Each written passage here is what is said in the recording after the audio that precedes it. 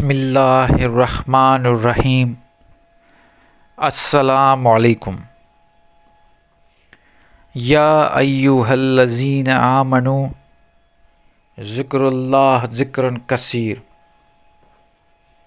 اے ایمان والو، اللہ کا ذکر کرو کثرت کے ساتھ۔ جب اللہ تعالیٰ نے قرآن میں حکم دے دیا کہ اللہ کا ذکر کثرت کے ساتھ ہونا چاہیے، تو پھر ہمیں دوسری طرف سوچنے کی ضرورت ہی نہیں۔ جتنا ہو سکے اللہ کے ذکر کو ہم زندہ رکھیں، جتنا ہم سے ہو سکے، کیونکہ کثرت میں ذکر کا حکم ہے۔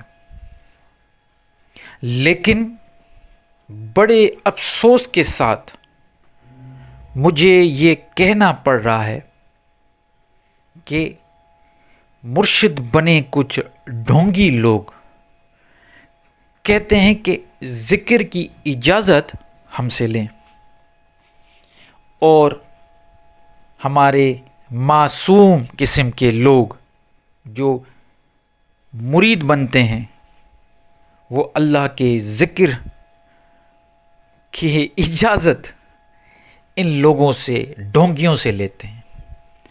ایک طرف وہ لا ریب کتاب آپ کو کہہ رہا ہے کہ اللہ کا ذکر کثرت کے ساتھ کرو، اجازت مل گئی۔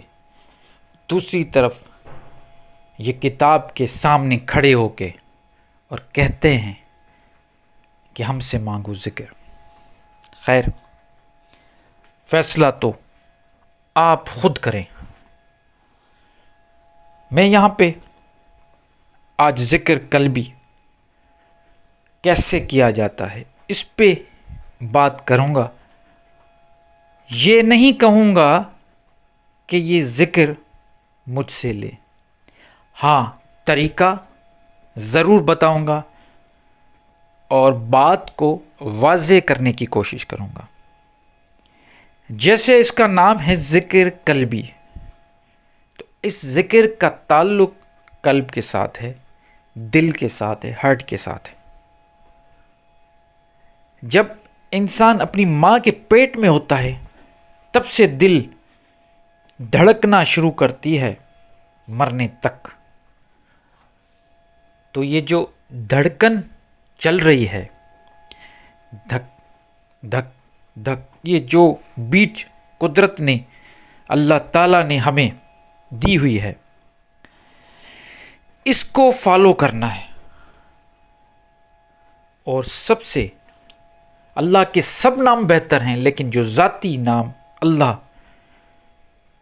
وہ پکارنا ہے دل ہی دل میں، ہر دھڑکن کے ساتھ اللہ اللہ اللہ اللہ اللہ اللہ اللہ۔ جب یہ دھڑکن کے ساتھ اللہ کا ذکر آپ کریں گے، لیکن وہ اللہ آپ قلبی میں خفی بھی کر سکتے ہیں، جہری بھی کر سکتے ہیں۔ مطلب جیسے میں نے ابھی زور بلند آواز میں اللہ اللہ اللہ کا ذکر کیا، آپ بھی بلند آواز میں ذکر کر سکتے ہیں۔ اگر چاہیں تو دل ہی دل میں بھی دھڑکن کے ساتھ اللہ کا ورد ذکر چلتا رہے۔ یہ ایک دن ایک پل کا کام نہیں ہے۔ جب اس کو اپنی آپ عادت بنا لو، یہ کچھ دنوں میں، کچھ ہفتوں میں، جب یہ آپ کی عادت بن جائے گی، سائنٹسٹ کہتے ہیں، سائنسدان کہ سائیکولوجسٹ، کہ 21 دن بہت ہوتا ہے۔ ایک نارمل ایوریج بات کر رہا ہوں، کوئی بھی نئی چیز سیکھنے کے لیے یا کوئی نئی چیز اپنانے کے لیے 21 دن بہت ہیں. تو کم سے کم یہ آپ ضرور 21 دن کریں.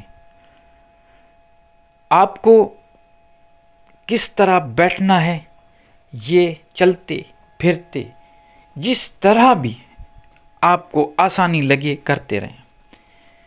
اگر آپ اتحیات یا مراقبے کی پوزیشن میں ایک سکون والے کمرے میں یا ایک ایسی جگہ جہاں پہ کوئی ڈسٹربنس نہ ہو، ڈسٹریکشن نہ ہو، اگر اس جگہ پہ آپ بیٹھتے ہیں تو اور بھی اچھا.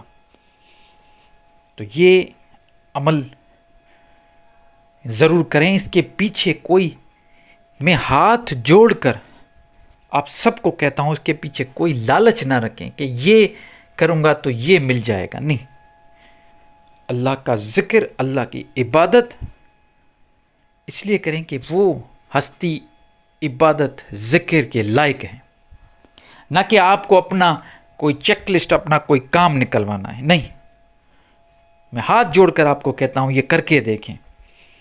بنا کسی مفاد کے آپ اللہ کے ساتھ تعلق جوڑ کے دیکھیں. آپ کو ضرورت ہی نہیں پڑے گی کسی دعا کرنے کی. آپ کے معاملات خود بخود بہتری کی طرف چلنے لگیں گے. کوئی ضرورت نہیں پڑے گی آپ کو، کیونکہ جب آپ نے اللہ سے تعلق جوڑ دیا تو پھر کون ہے جو آپ کے معاملات خراب کرے؟ سوال ہی نہیں پیدا ہوتا. ذکر قلبی میں بڑی طاقت ہے. قلب کے ذکر میں بڑا، ویسے ہی اللہ کے ذکر میں تو بہت بڑی تاثیر ہے. پھر کوئی خفی کرے، قلبی کریں، جہر کریں، کیسی بھی سانسوں کے ساتھ کریں، کوئی بھی ذکر ہو، لیکن کیونکہ ہر چیز کے اپنے ایک پروٹوکولز ہوتے ہیں، اس لیے میں یہ بات کر رہا ہوں آپ سے کہ تھوڑا طریقے سے جیسے میں نے بتایا آپ کریں. آپ کو اس سے بہت بڑا فائدہ ہوگا اور پوشیدہ چیزیں ملیں گی، روحانیت میں طاقت ملے گی، اور ایسی آپ کو مشاہدے ہوں گے کہ آپ کی زندگی یہاں پہ پیدا ہونے کا مقصد آپ کو مل جائے گا. اصل تو روح کی پہچان ہے، اپنی پہچان ہے، اپنا مقصد ہے کہ اس دنیا میں آنے کا مقصد کیا ہے، آخر ہم کیوں آئے ہیں. یہ سارے سوالوں کے جواب آپ کو ملنا شروع ہو جائیں گے، اور جب ان کے جواب مل جائیں گے تو جس طرح ہم مطمئن ہو کے جی رہے ہیں ایسے ہی مطمئن موت ملے گی. ورنہ تو نہ ہمیں زندگی کا پتہ، نہ ہمیں موت کا پتہ. اس لیے اللہ کے ساتھ تعلق جوڑیں اپنا بنا کسی مفاد کے، اور پھر اپنی زندگی میں آپ خود میریکلز ہوتے ہوئے دیکھیں.